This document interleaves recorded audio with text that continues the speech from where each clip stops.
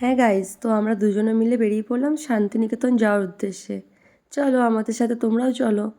তো আমরা দাঁড়িয়ে পড়লাম এখানে বাইকে এনার্জি ঢোকাবার জন্য, পেট্রোল নিয়ে নিলাম। তো চলো এবার যাওয়া যাক।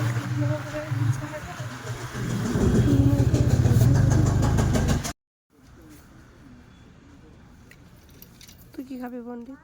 কচুরি খাবো, ডিম সিদ্ধ খাবো, আলু ভাতে খাবো। অত তোর জন্য হবে এখানে? কচুরি খাবো, ডিম সিদ্ধ খাবো, আলু ভাত খাবো। বাড়ি থেকে 8টার সময় বেরিয়েছি, তাই সেরকম কিছু খাওয়া হয়নি, মানে চা বিস্কুট খেয়েই বেরিয়ে গেছি। তো তাই মাঝ রাস্তায় দাঁড়িয়ে পড়ে আমরা কচুরি আর ঘুগনি খেয়ে নিলাম, ও রাস্তায় যাওয়ার জন্য লেস, কুরকুরে, হাবিজাবি এইসব কিনে নিলাম। তো চলো আবার রাস্তাটা এনজয় করো, ভিউটাও এনজয় করো। কি দারুণ দেখো চারিদিকে, কি সুন্দর গাছপালা, কি সুন্দর লাগছে। এত হাওয়া দিচ্ছে যে আমার মুখটা পুরো ঢাকা হয়ে গেছে, মানে আমি কিছু দেখতেই পাচ্ছি না, হেলমেটটা পুরো মাথা থেকে নিচে নেমে যাচ্ছে। তো একটা জায়গায় দাঁড়িয়ে পড়ে আমি আর শুভঙ্কর একটু চা খেয়ে নিলাম। বেশ ভালো লাগে কিন্তু এমনি রাস্তা যেতে যেতে মাঝখানে স্টপেজে দাঁড়িয়ে একটু চা খেয়ে নেওয়া।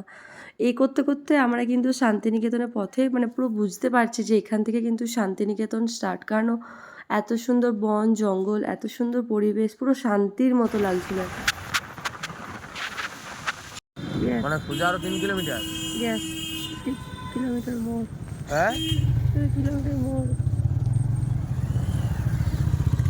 তো দেখতেই পেলে আর 3 কিলোমিটার মাত্র বেঁচে আছে শান্তিনিকেতন ঢুকতে।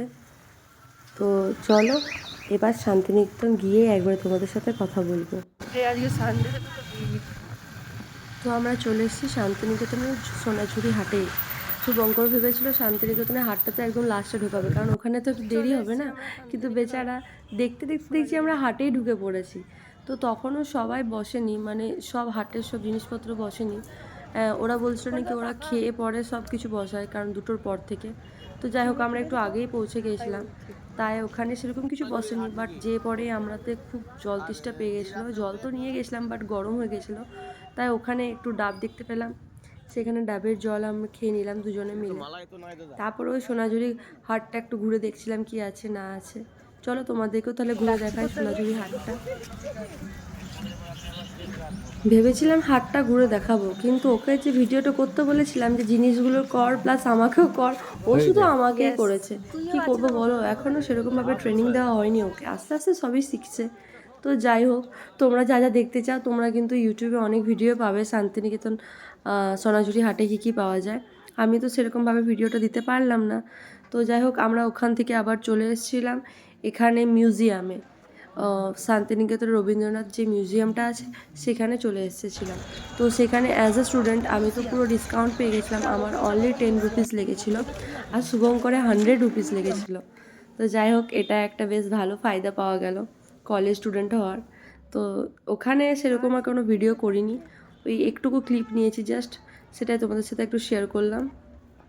তো ওখান থেকে বেরিয়ে পড়ে আমরা আবার চলে এসেছিলাম নেক্সট ডেস্টিনেশন, মানে হচ্ছে এখানে একটা কিছু মেলা বসেছিল সেখানে। গাইস পণ্ডিত আমাকে কোথাও নিয়ে যায়নি, ভালো জায়গায় নিয়ে যাচ্ছি তো গাইস। চললাম গাইস শান্তিনিকেতন থেকে। এখন পণ্ডিত আমাকে বলেছে বড় মেলা নিয়ে যাবে, বড় মেলা।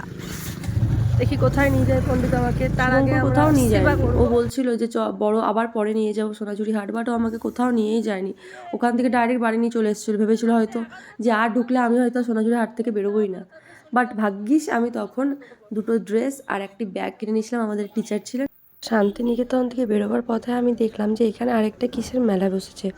তো যাই হোক বেরোবার আগে সেখানেও ও আমাকে ঘুরিয়ে নিল, ওখানেও সেই স্টুডেন্ট ডিসকাউন্ট কেটে পড়ে আমরা ঢুকে পড়লাম। আমার লেগেছে 10 টাকা, ওর লেগেছে 30 টাকা। কেমন একটা নিজে মনে হচ্ছে কোনো ট্রফি জিতে নিয়েছি, এমন একটা ফিলস হচ্ছিল। যাই হোক এই মেলাটা এত সুন্দর সাজিয়েছিল না বন্ধুরা, প্লিজ তোমরা একবার যেও। দারুণ, যেমন হাতের কাজ তেমনি সুন্দর ডেকোরেশন, বাড়িগুলো এত সুন্দর ওরা আলপনা দিয়ে সাজিয়েছে না, দারুণ লেগেছে। পুরো নেপাল, ভুটান, চায়না এরকম জায়গার যেরকম বাড়িগুলো দেখতে হয় না, সেরকম আর্কিটেক্ট করে ওরা সব সাজিয়ে সাজিয়ে রেখেছে।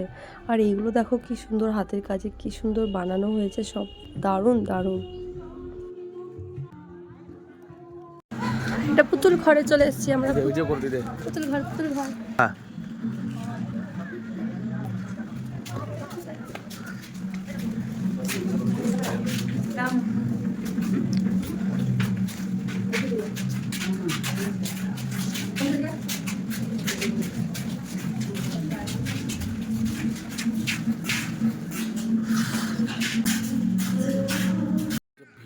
পা আসছে নাই তোর, একটু ঘুর ঘুর এবার করে গোল গোল করে।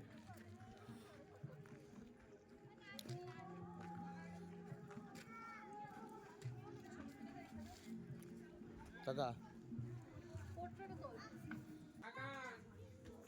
নিতে আসছে, দেবদে পানি দেবদে পানি, এই দেবদে পানি দেবদে পানি।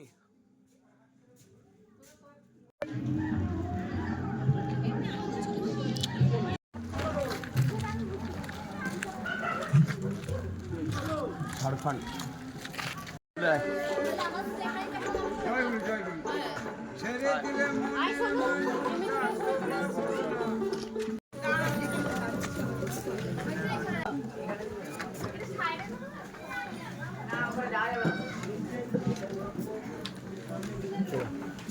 দেবদে পানি।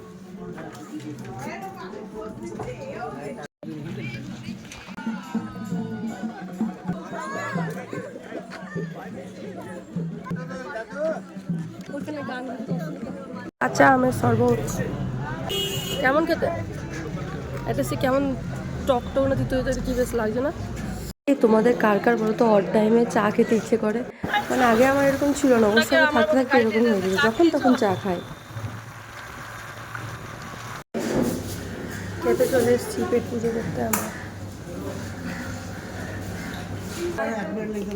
আচ্ছা, 1 পিস চিকেন দাও।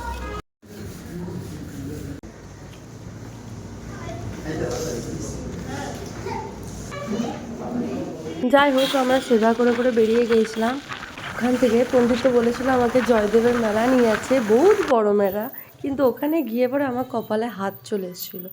কেন জানো? কারণ জয়দেবের মেলা এখনও স্টার্টই হয়নি।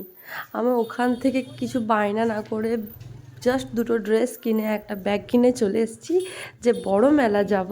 আর এখানে এসে দেখি যে মেলা এখনও বসেনি। তো যাই হোক, ঝগড়া করতে করতে